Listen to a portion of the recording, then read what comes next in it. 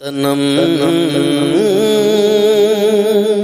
فرسودہ جا پارا سے گجرا یا رسول اللہ۔ حضرات گرامی، آپ کے فتاوی مبارک کے بارے میں بھی سماعت کر لیں۔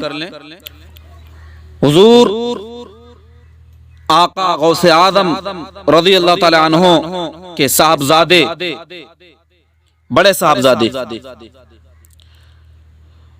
سیدنا عبد الوہاب علیہ رحمہ فرماتے ہیں کہ آپ نے 528 ہجری تا 561 ہجری برابر 33 سال درس و تدریس اور فتاوی نویسی کے فرائض سر انجام دیے۔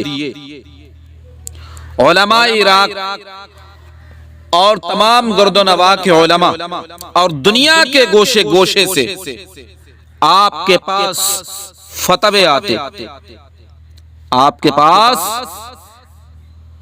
فتوے آتے، آپ بغیر مطالعہ، تفکر اور غور و خوض کے جواب دے دیتے۔ حاذق علماء اور بہت بڑے فضلاء میں سے کسی کو بھی آپ کے فتوے کے خلاف کلام کرنے کی کبھی جرت نہیں ہوئی۔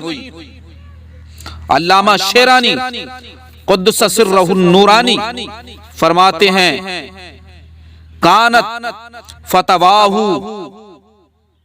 تعرض علی العلماء بالعراق فتعجبهم اشد لعجاب فیقولون سبحان من انعم علیہ، یعنی علماء عراق کے سامنے آپ کے فتاوی پیش ہوتے تو ان کو آپ کی علمی قابلیت پر سخت تعجب ہوتا تھا، اور وہ یہ پکار اٹھتے تھے کہ وہ ذات پاک ہے جس نے ان کو ایسی علمی نعمت سے نوازا ہے، ایسی علمی نعمت سے نوازا ہے۔ ایک بار کا ایک تعجب خیز مسئلہ پیش آیا۔ بلاد اعجم میں سے آپ کے پاس ایک سوال آیا کہ ایک شخص نے 3 طلاق کی قسم اس طور پر کھائی ہے کہ وہ اللہ تعالیٰ کی ایسی عبادت کرے گا، ایسی عبادت کرے گا، ایسی عبادت کرے گا کہ جس وقت وہ عبادت میں مشغول ہوگا تو لوگوں میں سے کوئی شخص بھی عبادت نہ کرتا ہو۔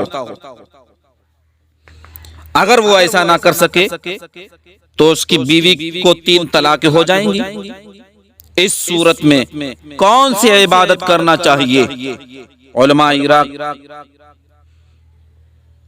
بے جواب نہ بن پڑا۔ اس سوال سے علماء عراق حیران اور ششدر رہ گئے اور اس کا جواب نہ دے سکے، اور اس مسئلے کو حضور غوث اعظم رضی اللہ تعالی عنہ کی خدمت اقدس میں انہوں نے پیش کیا تو آپ نے فوراً اس کا جواب ارشاد فرمایا کہ وہ شخص مکہ مکرمہ چلا جائے اور طواف کی جگہ صرف اپنے لیے خالی کرائے اور تنہا 7 مرتبہ طواف کعبہ کر کے اپنی قسم کو پورا کرے۔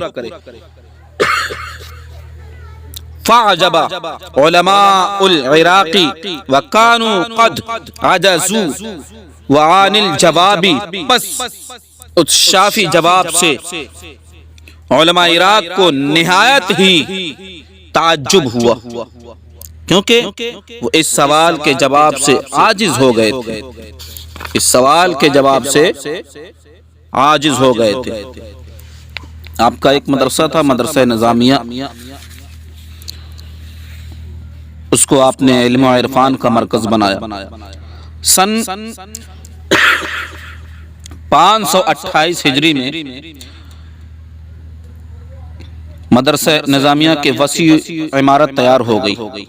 آپ نے بڑی جد و جہد سے درس و تدریس، افتاء و وعظ کے کام کو شروع فرمایا۔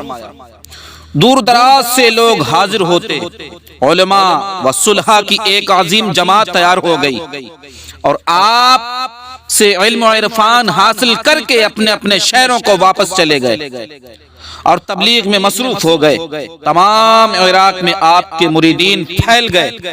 آپ کے اوصاف و خصائل حمیدہ کی وجہ سے لوگوں نے مختلف قسم کے القابات سے آپ کو ملقب فرمایا۔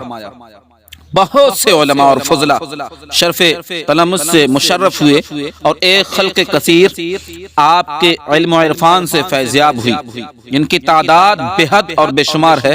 ان کو یہاں ذکر کرنا میں سمجھتا ہوں کہ بات طویل ہوگی۔ آپ درس و تدریس میں بڑی محنت فرماتے ہیں، آپ بڑی محنت اور جانفشانی سے طلبہ کو پڑھاتے تھے۔ احمد بن المبارک الفرغانی بیان کرتے ہیں کہ ایک اعجمی شخص جس کا نام ابی تھا، نہایت ہی غبی اور کند ذہن تھا، بڑی محنت اور کوشش سے سمجھانے کے باوجود وہ مسئلہ نہ سمجھ سکتا تھا اور وہ آپ کا شاگرد بھی تھا۔ ایک روز جب آپ اس کو بڑی جانفشانی، بڑی محنت سے پڑھا رہے تھے، ابن السماحل علیہ رحمہ آپ کی خدمت میں حاضر ہوئے۔ آپ کے اس قدر محنت اور کوشش سے پڑھانے پر ابن سماحل بہت حیران ہوئے۔ جب وہ لڑکا سبق پڑھ کر چلا گیا تو انہوں نے آپ سے کہا کہ آپ کا اس کو پڑھانے میں اس قدر مشقت برداشت کرنے پر میں حیران ہوں۔ تو آپ نے جواب ارشاد فرمایا، قد بقی من تعبی معه دون الاسبوع ویمضی الی اللہ تعالی، اس کے ساتھ میری محنت اور جانفشانی کے دن ایک ہفتہ سے کم رہ گئے ہیں۔ ایک ہفتہ نہ گزرے گا کہ یہ بیچارہ رحمت الہی میں پہنچ جائے گا۔ ابن سماحل علیہ رحمہ فرماتے ہیں کہ ہفتہ کے آخری دن اس ابی نامی لڑکے کا انتقال ہو گیا اور میں نے اس کا جنازہ میں شرکت کی۔